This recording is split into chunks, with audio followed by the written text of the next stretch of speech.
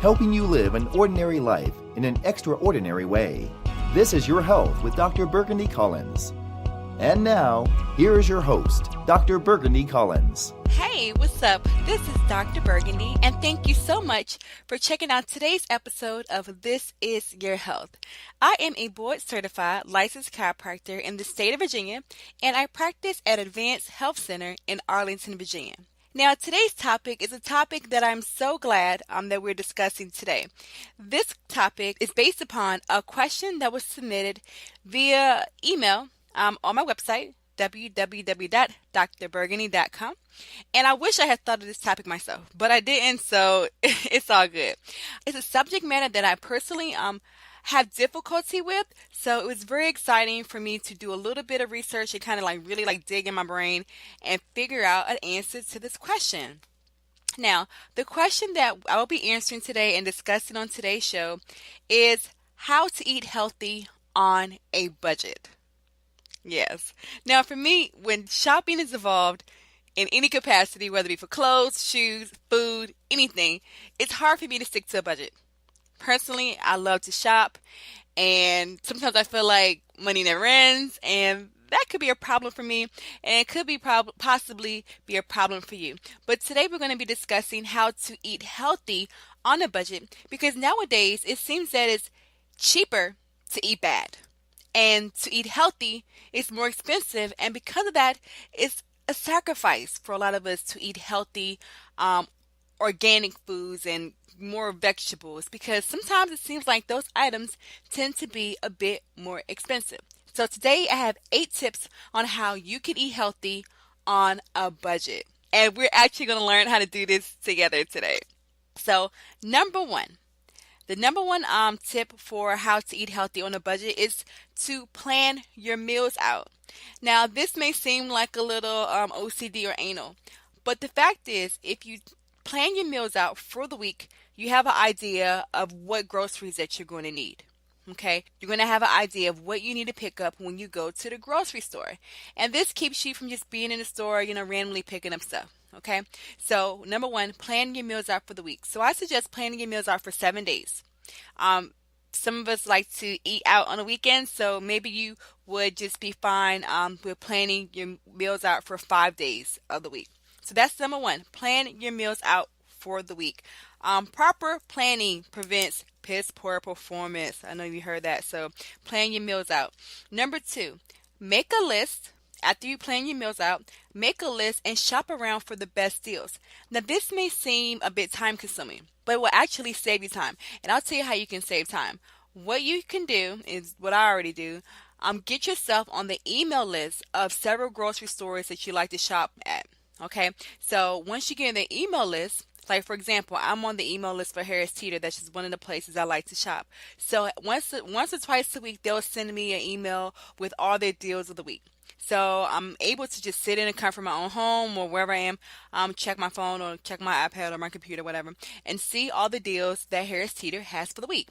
And when you have several or a few of those stores sending you emails telling you what their deals are for the week, then you can properly plan where you want to get certain items from. And also, with that in mind, when you go to your grocery stores, don't be afraid to get the cards, the little value cards, the cards that their special customers get to save a couple of cents, or to take advantage of those 2-for-1 deals or whatever. So if there's a grocery store that you like to shop at, number 1, get on their email list so you get all their deals of the week, and number 2, get their coupon cards, their value cards. Also, use coupons when you can, okay? That is a great way to save money, but that also goes hand in hand with planning your meals out and making a list, because then you know what coupons to look out for, okay? So that was coupons. That was number 3. All right, so number 4, I suggest that you shop at local farmers markets. Now, shopping at local farmers markets is a great way to not only get fresh and healthy items and to also support your local community, but these prices tend to be cheaper than the grocery store, okay? So shop at local farmers markets. Now, number 5, I suggest that you shop for the week, okay? So not only are you going to plan your meals out and make a list and shop around for the best deals, by using the email list that you get on, and also using the value cards and using coupons and shopping in local farmers markets. But when you shop for the week, then you aren't going into the grocery store several times a week and just picking up random things for dinner or lunch. When you shop for the week, you get everything you need at one time, and then you're done. So you don't have to worry about just going into the grocery store and being at the whim of any price, and just picking up stuff because you need it at the last minute. And then also when you shop for the week, you get everything you need, and it prevents you from going into the grocery store to just get one item. Like say on a Wednesday, you just need one thing, and you come out with like 10. Okay, so that will help you from over shopping. Okay, so shop for the week. Number 6. Okay, don't be afraid to buy generic. Okay, I know some of us could be snobs when it comes to our food, especially if you like a particular brand. But don't be afraid to test the waters, especially with organic items. There are so many new products coming on the market on a daily basis, okay? And some of the newer items will be priced less. You know why? Because they want to hook you, right? So take advantage of these new products that are coming out on the shelves every single day. And although it may not be the name brand that you prefer, just go ahead and try it out. And also try the generic, try the store version, okay? It may not be that bad. And if the price is low enough, if the quality is not that great in terms of the taste, you may be able to just like hook it up with like some spices, or at least say you tried the generic and you know it's not going to work. So again, number 6, don't be afraid to buy generic. Number 7, okay, here's a big one. Only buy enough fruits and vegetables to last you the week. Now, the reason why I suggest this is because fruits and vegetables, especially organic fruits and vegetables, they have a shorter lifespan. And the reason why is because they're fresh, and also because they aren't preserved with artificial chemicals and products, and they don't have the pesticides on them, which is one of the great reasons why you want to eat organic anyway. So because it doesn't have the pesticides on it, okay, sometimes bugs will get on it and or whatever organisms and cause the food to decay. So anyway, buy your fruits and vegetables just 1 week at a time because they're going to go bad. They're not going to last as long. And in fact, fruits and vegetables should go bad, okay, because it's a natural process. So yeah, you should be kind of concerned if your food isn't going bad, okay? Think about it also. Well, I was going to tell the McDonald's story, the French fries fall into your car and the French fries last forever. Not a good sign. Also, the McDonald's cheeseburger that never decays, not a good sign. Food is supposed to decay, okay? Because microorganisms should be breaking it down. If the microorganisms can't break it down, then your digestive system will have a difficult time breaking it down as well. And I know I just got off on a tangent, but it's okay. All right, so again, only buy enough fruits and veggies to last you 1 week.